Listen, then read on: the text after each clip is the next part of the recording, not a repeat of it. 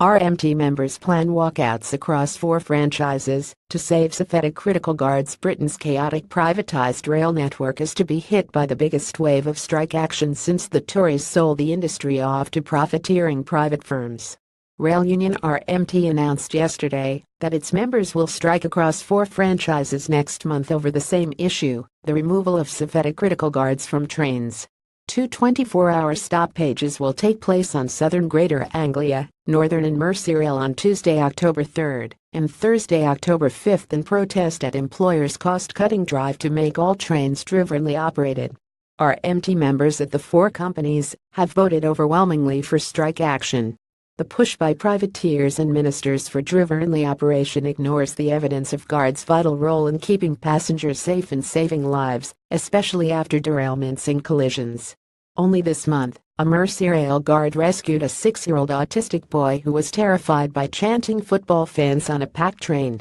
The guard gave the boy and his mother shelter in her cabin. RMT called the planned removal of guards from trains a clear threat to passenger safety. The driverless dispute at Southern began in April last year and is now one of Britain's longest-running industrial conflicts.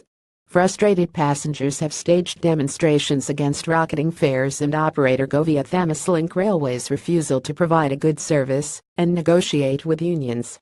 Southern has even fined passengers forced to stand in first-class areas by overcrowding in standard class. At Greater Anglia, guards voted for strike action by 9-1 on a 90% turnout. RMT General Secretary Mick Cash said the union was bitterly disappointed that Southern and the Department for Transport continued to reject the union's call for negotiations.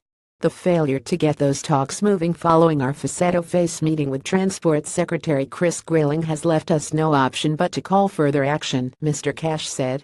Meanwhile, Greater Anglia have been given every opportunity to give a guarantee on the future role of the guard on their services.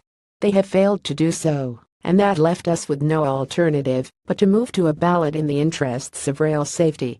At Merseyrail, he said bosses had refused all reasonable efforts to settle the driverless dispute.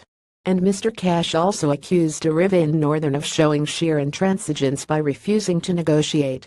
Taxpayers subsidised Britain's private train operators to the tune of £3.2 billion last year.